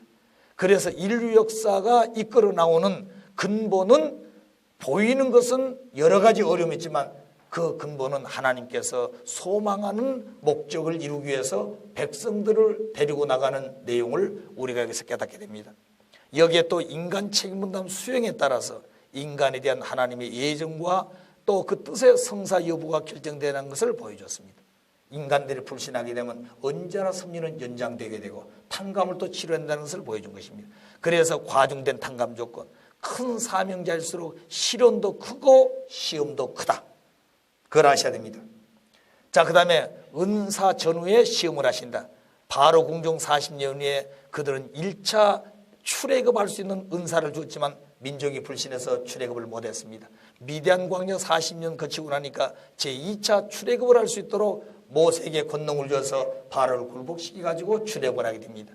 모세가 죽이려면 받았지만 그래서 자기 부인을 통해 가지고 결국 아들 할례 가지고 모세가 살아납니다. 그 내용은 이스라엘 백성을 살리기 위한 내용도 되지만 3대 기적과 10가지 재앙으로 결국 이스라엘 애굽에 가서 바로를 굴복시켜 백성을 데리고 나옵니다. 3일 노정을 지난 다음에는 구름과 불기 등의 은사가 있었고 홍해를 건넌 다음에는 만나 매출하기 주는 은사가 있었습니다. 아멜렉과 싸워 승리하노니까 석판과 성막과 법궤를 주는 은사를 받았습니다. 40년 광야를 끝나고 나니까 반석 샘물을 내미기는 은사를 받았습니다. 불뱀이 날 안 보내 죽일 때 구리뱀을 달아가지고 살려줬습니다. 이와 같이 하나님의 섭리는 은혜가 있으면 시련도 있고 시련이 있으면 반드시 은혜를 따라온다. 그렇기 때문에 내가 시련을 받는다고 하는 얘기는 그것이 잘못된 것이 아니라 더 그보다 큰 축복을 주기 위해서 시련이 있다는 거 알아야 돼요. 그래서 그걸 안 사람은 그 시련이 시련같이 느끼지 않고 빨리 지나가는 것입니다. 또 큰 은사와 축복을 받으면 그걸 받다 좋아할 것이 아니라 반드시 거기에 해당하는 많은 시련과 탕감을 치를 내용이 올 것이다. 그걸 알고 생각하면 그 시련이 시련으로 오지 않고 빨리 극복해가지고 더 차원 높은 단계로 우리가 성화할 수 있고 심정적으로 부활할 수 있는 우리 자신들이라는 것을 잊어서는 안 되는 것입니다. 자, 그런 마음을 가지고 오늘 이 모세로정에서 우리에게 보여준 교훈은 은사 다음에는 반드시 시련이 있고 시련 다음에는 은사가 있다고 하는 이 섭리적인 복귀의 노정을 다시 한번 깊이 느끼는 시간 되기를 바랍니다. 자, 아침에 여기까지 마치고 같이 기도하고 마치겠습니다. 사랑의 아버님, 주신 말씀과 더불어서 오늘 5일째 아침 새벽을 아버지의 심정과 뜻을 중심해 가지고 내 생에 한 번밖에 없는 이 날을 모시고 출발하게 되옵니다. 세상의 어두운 환경 속에서 살다가 말씀의 진리와 더불어서 살아가는 참된 저희들의 모습이 되지야만 안 되는 귀한 아버지의 가르침과 생명을 통해서 찾아주시는 이 원리의 깊은 내용을 우리들은 지금까지 간직하고 있으면서도 그 깊은 금은보화의 가치를 다 깨닫지 못하고 살아왔던 지난날 저희들의 모습이었습니다. 이 이상 세상을 주고도 바꿀 수 없는 귀한 복을 저희들이 받고 있으면서도 세상 것이 더 귀하게 보인 것처럼 세상 것이 더 좋게 보여지는 지난날 어두웠던 저희들의 마음들을 깊이 반성하고 회개하는 저희들이 되옵니다. 아버지, 잘못되어진 지난날을 용서해 주시고 새롭게 출발하고자 하는 저희들의 마음의 본성을 아버지 다시 한번 허락해 주셨사오니 그 마음 가지고 나머지 생애를 헛된 삶을 살지 않기를 결심하는 저희가 되기를 원하옵니다. 내 자신이 뜻기를 알고 걸어온 길이 되돌아보면 되돌아볼수록 사연도 많고 어려운 시련도 많았습니다. 그렇지만 지금까지 어려움을 극복하고 끝까지 붙들고 아버지의 말씀과 더불어 살아왔던 지난날의 저희의 모습을 아버지는 기억하고 계신 것을 아오니 그 마음 어렵더라도 끝까지 결실해서 아버지 소망하는 아들, 딸 되고 소망하는 아버지의 나라에 모시고 같이 갈 것을 다시 한번 결심하는 저희들이 되옵니다. 저희들은 살 만큼 살아왔지만 내 사랑하는 아들, 딸들과 손자, 손녀들이 자라고 있습니다. 그들이 아버지, 어머니의 믿음을 이어가지고 소망찬 내일을 향하여 우리보다 훨씬 선두에 서고 깊은 가치를 가지고 가야 될 우리 가정들인데 어려움에 시달리고 환경에 매여서 사는 저희들의 모습들이 너무나 많은 것을 잘 알고 있습니다. 아버지, 그걸 바라보신 아버지의 마음이 이럴 수도 없고 저럴 수도 없는 환경도 있을 것을 믿사오니 그럴 때마다 그를 버리고 간 것이 아니라 다시 한번 채찍하시고 소망을 향해서 전진할 수 있도록 꿈에 가르쳐주기도 하고 지혜를 느끼게 하기도 하고 때로는 채찍도 해주신 아버지였습니다. 아버지, 그런 내용들을 저희들은 맞고 아프다고 울 것이 아니라 사랑에 매였고 아버지의 심정에 다시 찾아올 수 있는 길을 열어주시는 탕감의 길이었음을 감사히 느끼고 가야 되겠습니다. 아버지, 이 아침 주신 말씀과 더불어 새 출발하는 저희들이 되겠사오니 모세를 중심해서 다가오는 여러 가지 어려운 일들이 모세가 걸어갔던 도정이 아니라 만민이 가야 될 도정을 신앙적으로 본을 보이는 역사적인 교훈들이 우리 생활 속에서 전개되는 것을 보았습니다. 사랑의 아버지, 이 시간도 저 미국 사막의 대륙의 땅에서 축복 방복을 위해서 세계적 실체의 인류를 데리고 본향 땅을 향해 가고 싶으신 아버지의 그 소망을 놓고 세상 사람들은 잠들었지만 잠을 깨우기 위해서 몸부림치신 아버지인 것을 저희들이 알아야 되겠습니다. 저희들이 아버지 뜻을 다 받들고 살고 싶지만 너무나 부족해서 그 마음을 다 이루어지지 못하는 선봉장이 되지 못했던 것을 저희들이 다시 한번 느끼고, 그러나 저희를 세우신 아버지는 절대적이시오 전지나가신 권세를 가진 아버지인 연보로 아버지의 심정과 더불어 주신 말씀을 앞세워 살게 될 때 저희들도 아버지와 같이 생활할 수 있는 승리자가 될 것을 아옵니다. 강하고 담대하라 하셨사오니 저희들이 세상에 나가서 강하고 담대하게 하여 주시옵소서. 내 가정을 이끌고 가야 될 그 소망의 날이 남아있사오니 지치지 않고 가야 될 저희들의 강하고 담대한 모습이 있지 않고는 안 될 것을 아옵니다. 마지막 정상의 고비를 넘어야 될 이때 우리의 마음은 몸도 지쳤고 마음도 지치고 심령적으로 어두워져 가고 있는 저희들의 모습인 것을 느끼지 않을 수 없습니다. 아버지, 그런 마음들을 누구를 붙들고 갈 수가 있겠습니까? 아버지의 손을 붙들지 않으면 안 되고 내미신 아버지의 손을 저희들의 지난날 많이 뿌리치고 왔습니다. 아버지, 이제 우리에게 다시 손을 내밀어 내 손을 붙들고 같이 가자고 하신 아버지의 사랑의 손길 앞에는 싫다고 내젓는 저희들이 되어서는 안 되겠습니다. 사랑의 아버지, 이제 저희들이 살아갈 수 있는 그 길이 무엇인가 것을 알았고 해야 할 일들이 무엇인가 하는 것을 알았습니다. 아버지의 소망찬 그날을 위해서 수많은 생명의 고백길을 넘으신 아버지의 심정도 어리지만 조금이나마 깨달을 수 있는 저희들이 되었습니다. 그 마음 붙들고 갈 수 있도록 사랑의 아버지 채찍해 주시고 갈 길을 힘차게 전진할 수 있도록 지혜를 주시고 용기를 북돋아 주시옵소서 바라고 합니다. 모두 되어진 일들을 여기까지 인도해 준 것을 감사하고 나머지 기간도 아버지의 사랑과 따뜻한 축복의 손길을 원하고 있는 그 아들 딸들에게 아버지의 끝까지 지키시고 붙들어 인도해 주시옵소서 간절히 바라고 원하면서 우리 참부모님 성취의 만성광과 참가정 위의 만만세 영광이 우리로 하여금 드러내고 그 영광이 우리 위에 찾아올 수 있는 날이 있기를 간절히 바라고 원하면서 모든 말씀 축복 중심 가정 이종옥 이름으로 감사하며 보고하려 싸움나이다. 아주